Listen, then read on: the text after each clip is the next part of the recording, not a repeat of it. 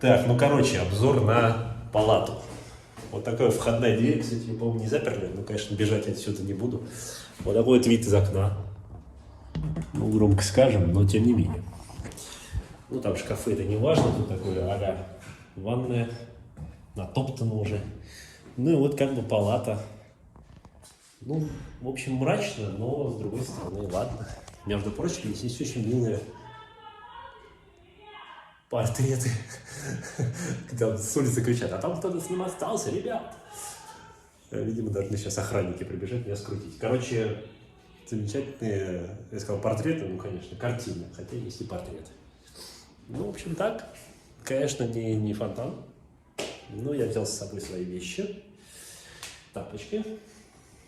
Наконец-то избавился от этой тяжелой штуки, которая оставила мне на носу отпечаток, отметину. Ну, в общем, нормально.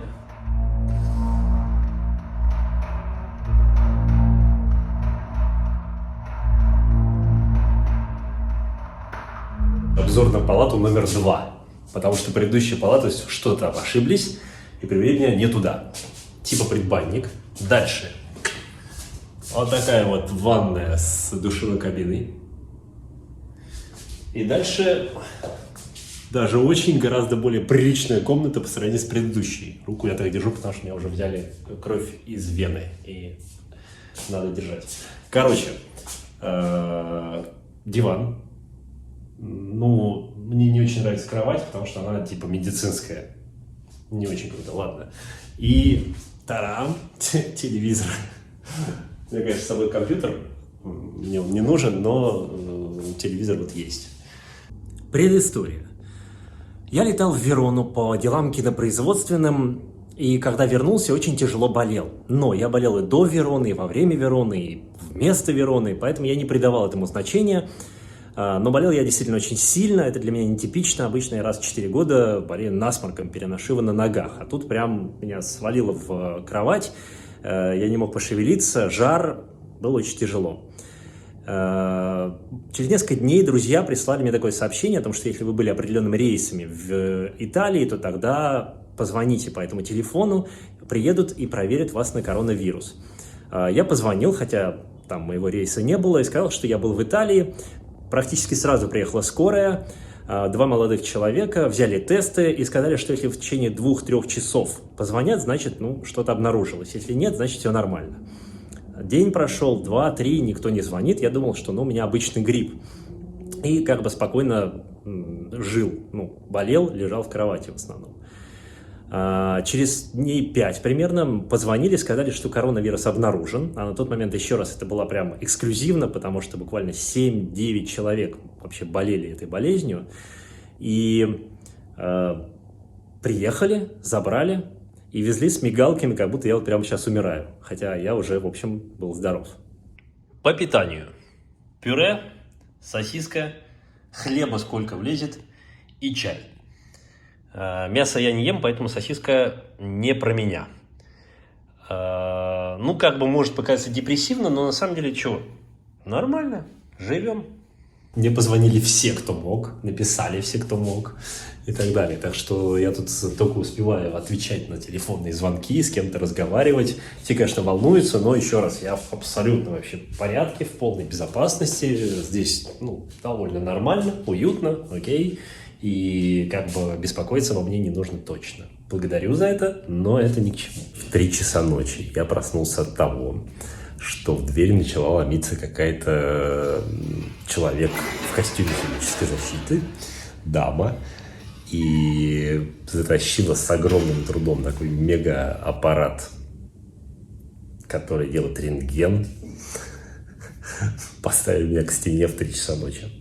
Ну, не поставили, я сам встал, там как бы все мирно, сфотографировали, уехали с матюками и трудом, так скажем, да.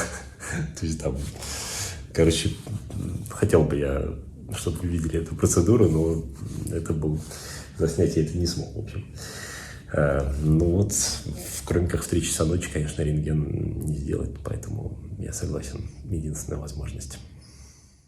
Ну что, первое утро в больнице, проснулся в 9. 3 часа ночи пришли сделать флюорографию.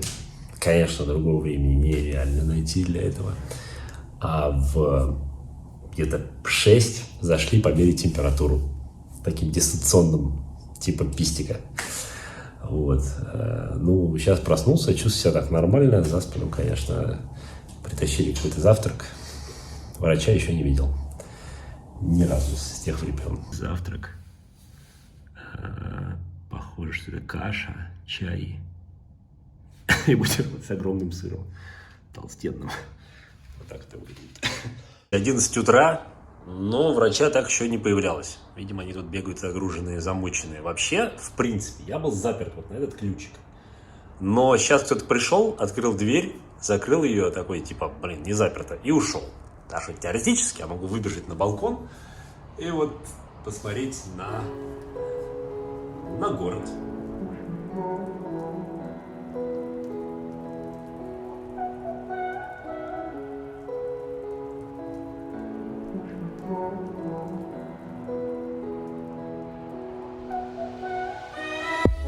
Короче, пришла врач, рассказала, что вирусов вообще полно всяких разных. Коронавирус, даже название коронавирус уже было 100 штук до этого конкретного.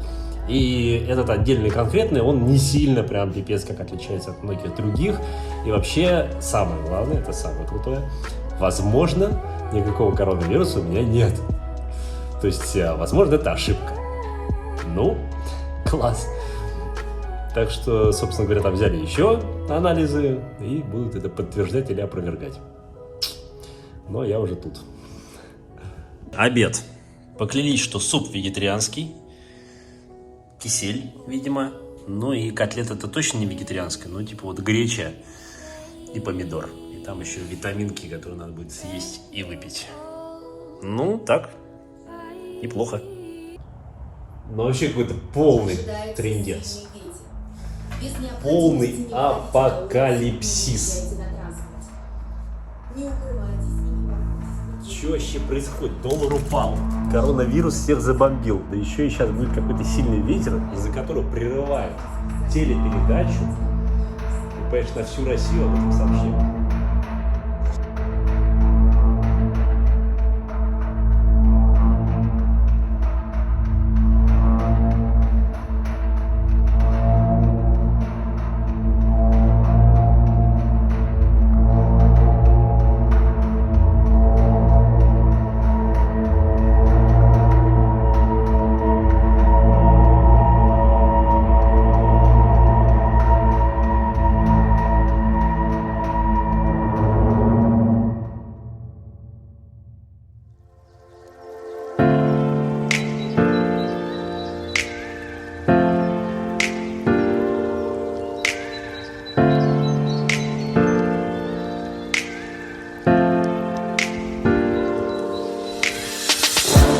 Итак, вашему вниманию представляется однушка в центре Москвы. Предбанник, шкаф со всякой ерундой. Единственное, что ванная с туалетом проходные. Но зато вполне домашние полотенца. Ну и вообще-то датчик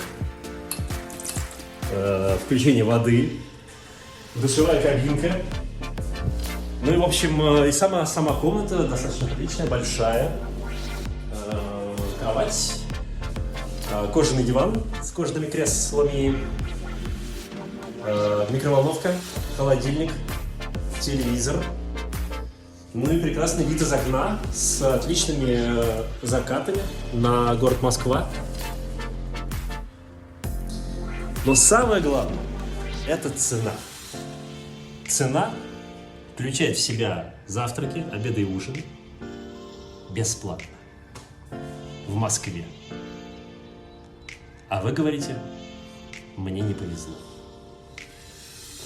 Так, ну что, завтрак, ставший уже практически привычным, каша, жижа типа чая, но на самом деле это не чай, а что-то кисловатое. Как будто чай с квасом развели, вот так. Ну и кусочек хлеба и запеканка с сахаром. Привет! Сегодня мы проведем обзор на асфальт в центре Москвы. Пойдемте. У нас тут немножко проходной двор, но в целом вот такие веселые события происходят у нас на районе. У нас есть замечательные мелки, замечательный ребенок, замечательное творчество. Творчество нам говорит, да, что, прочитаем. Александр, ждем тебя здесь, на этом чудесном асфальте, приходи. На асфальте. Вот. Из Италии с любовью. Твой портрет нарисованный 2-летним ребенком, между прочим. Да. Похож. Вот. И вообще ты тут. Давай уже съезжай. Зенит Урал. Смотрим. Ужин. Здорово. Зенит. А вот дальше не очень. 7-1. Квашеная капустка. Пюре. Йогурты. Чай. Красота. У нас такой закат.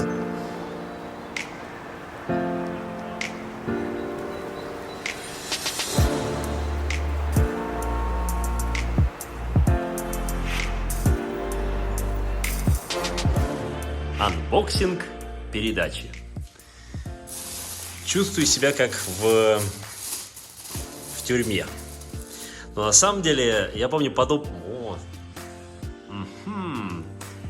подобные ощущения были, когда в детстве присылали посылки. Сейчас этого все меньше и меньше. А тогда присылали посылку, и ты такой лез и интересовался, что там внутри. Короче, анбоксинг. Так, доширак для тех, кто голодает. Милка, чай.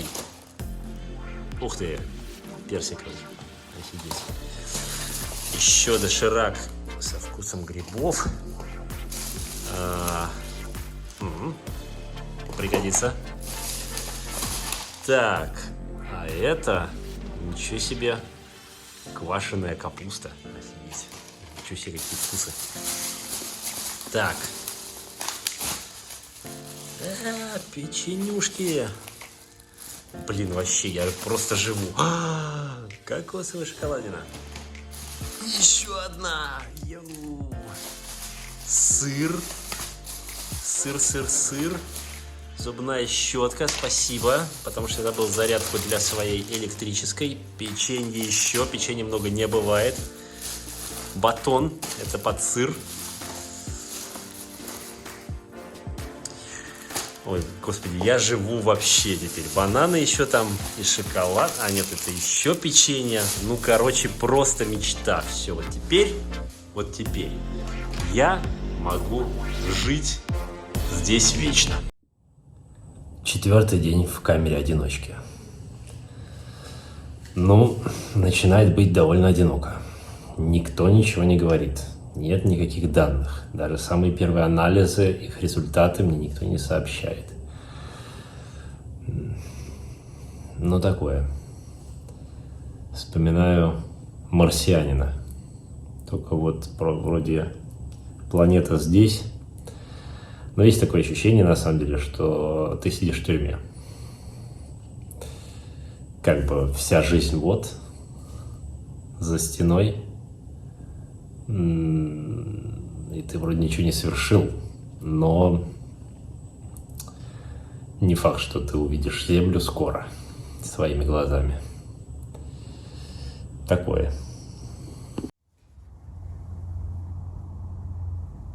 Разузнал, что мне тут дают. Значит, вот эти желтые штуки – это антибиотики. Вот эта белая штука – это для того, чтобы мокрота отходила, когда кашляешь. Хотя я не кашляю, и у меня ничего не отходит. И еще, короче, среди вот этих двух одна есть, которая против аллергии. Ну, вот какая-то одна из них. Видимо, вот это.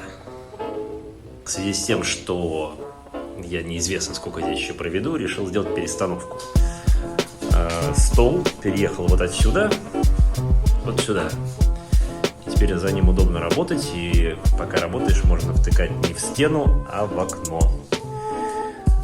Кровать с тумбой поменялись местами, ну, все остальное практически по-старому. Типа living room, типа спальня, типа рабочий кабинет. Сломалась, короче, у меня дверь. И чтобы я не убежал, при том, что я добровольно сюда пришел, чинит замок. Так что теперь точно не убегу. Напоминаю, что эти окна открываются настежь, и можно вылезти. Но замок надо прям, чтобы работал надежно. 6-й день. Честно говоря, конечно, дико выматывает нахождение в одном месте. Невозможность заниматься спортом, потому что здесь даже, в общем-то, пройтись негде быстрым шагом. И вот эта эмоциональная одинаковость всего того, что происходит, она, конечно, очень убивает. Я много работаю, слава богу, есть компьютер и интернет с телефона, и много учусь, но эмоциональная усталость, конечно, начинает накапливаться.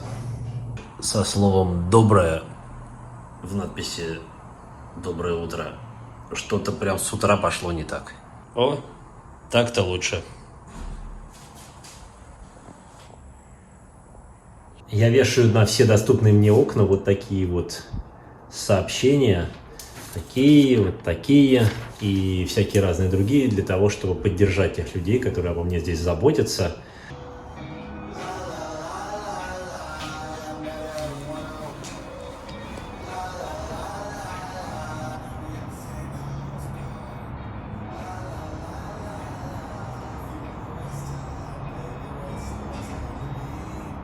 Доброе утро! Еще одно утро в раю.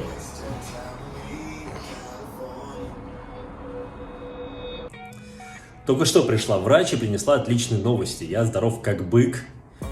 И 23 числа меня выпустят из этого заточения на свободу. Все супер, собственно говоря, что и требовалось доказать. Сейчас я буду досиживать здесь в любом случае, потому что это карантин. Ну, так положено по правилам. Да, я устал, но ничего, досидим, осталось недолго.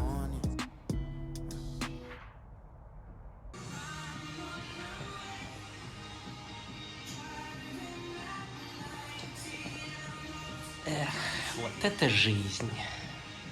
Я разузнал, что это за волшебный кислый чай, манка, бутерброд с сыром и шиповник.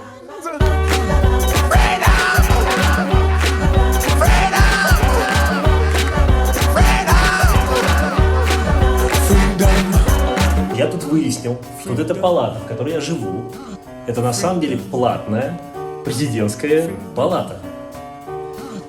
Я не знаю, почему меня сюда поселили. Сначала я подумал, что, возможно, у них нет вообще других номеров, но сперва же меня в первый день поселили в другой и перевели в тот же первый день сразу сюда. Именно поэтому здесь бойлер на случай отключения горячей воды, там выпендрежная ванная, кондиционер с пультом.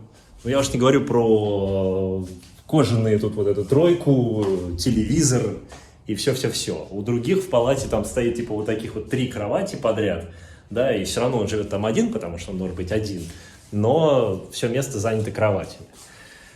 Я понятия не имею, почему меня сюда поселили, я ничего не плачу, меня даже не спрашивали, просто привезли сюда. Ну, возможно, потому что, когда меня скручивали дома, они увидели, что я прилично живу и решили, что мне нужны там какие-то особые выпендрежные условия. Я о них не спрашивал. Но, тем не менее, мне вот так вот повезло. И я живу в лучшей палате во всем клиническом комплексе. Спасибо.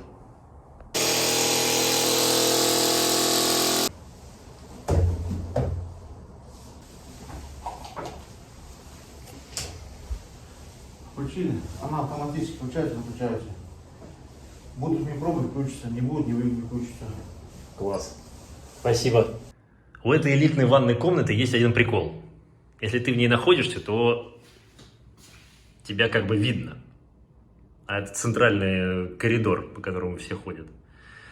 И если ты, допустим, в душевой кабинке, то тебя абсолютно конкретно видно в зеркало. Ну так, мечта эксгибициониста.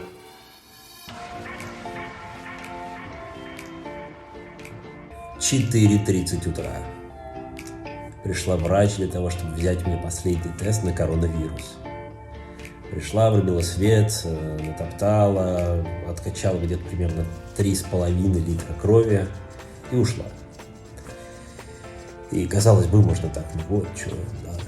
Но на самом деле она, во-первых, сделала это так рано для того, чтобы отправить мой тест с самой первой машиной, да, и выпустить меня отсюда как можно скорее. А во-вторых, представь себе, в 4:30 она обошла всю больницу для того, чтобы помогать нам, заболевшим, да, выздороветь и отправиться домой к своим друзьям и родным. И, конечно, люди, которые здесь работают, они абсолютно героически вообще борются с этими болезнями. И это все с утра до ночи, всю ночь напролет. Они прям работают, пока мы дрыхнем. И некоторые из нас, может быть, негодуют о том, что у нас будет там, в 4:30 утра. И потом снова вырубаемся спать. Так что давайте поддерживать этих людей. Они, конечно, великую работу сейчас проводят. И спасибо им, что у нас в России так слабо этот вирус как бы сейчас пока нас одолевает, да, и мы, в общем-то, защищены благодаря таким людям, которые там в 4 утра сверху донизу ходят и у каждого берут по 3,5 литра крови. Фен. Фен, понимаешь? Фен мне принесли в больницу.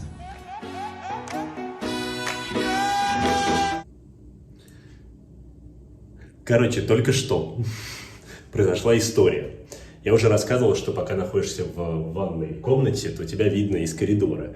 И проблема даже не в том, что видно, а в том, что постоянно кто-то заходит и выходит. Вот прямо так.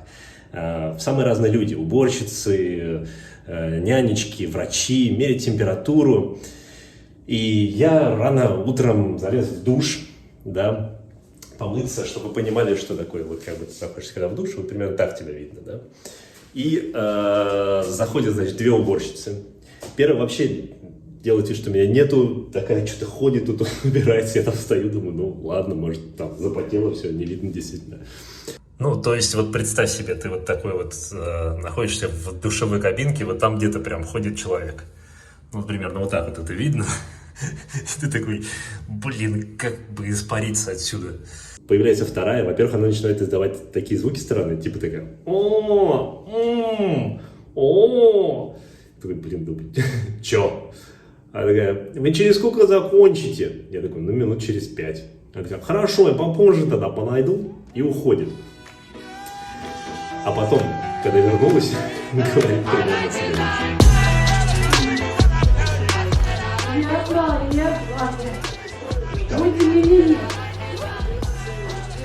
Не переживайте.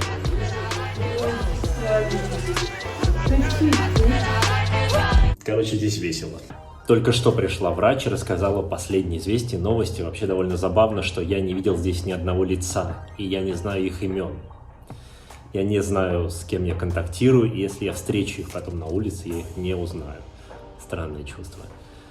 Как бы там ни было, новости такие, что я официально подтвердили, что я действительно болел коронавирусом. То есть это очень хорошо, потому что, во-первых, у меня теперь иммунитет на несколько месяцев, и сам я в безопасности, и люди, которые меня окружают, они в большей безопасности, чем с кем бы то ни было другим, потому что я уже переболел, и у меня точно ничего не будет много месяцев.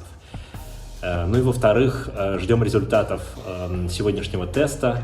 Если они отрицательные, то есть я здоров, значит меня сразу выпускают. Единственная проблема, что они могут прийти через 2 часа, а могут прийти через 2 дня. Я здесь буду зависать до тех пор, пока тесты не придут. 13-й день. Я все еще здесь. И вчера утром я сдал последний тест на коронавирус, но до сих пор нет результатов, поэтому я вынужден находиться на карантине, считаю каждую минуту.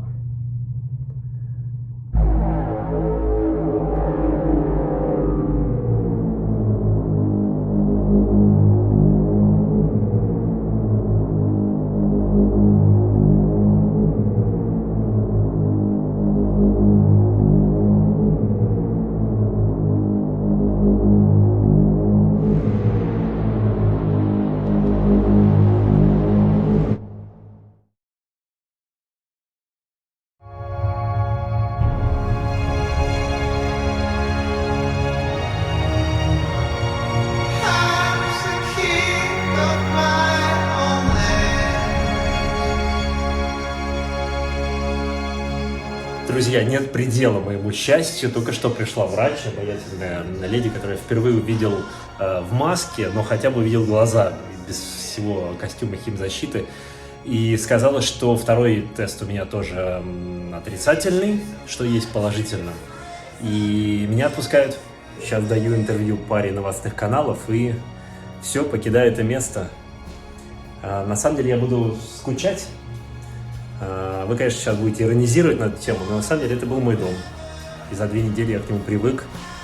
Конечно, я бегу к своей семье и к своим друзьям на волю, но я буду помнить это место. Оно было классно. Спасибо всем размером со слона.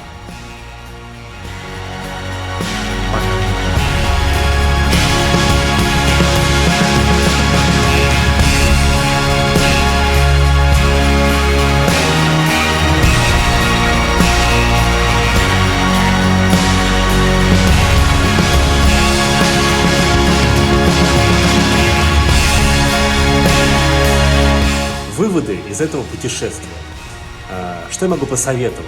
Дело не в том, носите вы маску и мойте вы руки. Это, конечно, важно, да, давайте это делать, но самое главное – это ответственность. Если вы были в какой-то стране или с кем-то контактировали, лучше провериться. Вот это здание, оно и есть.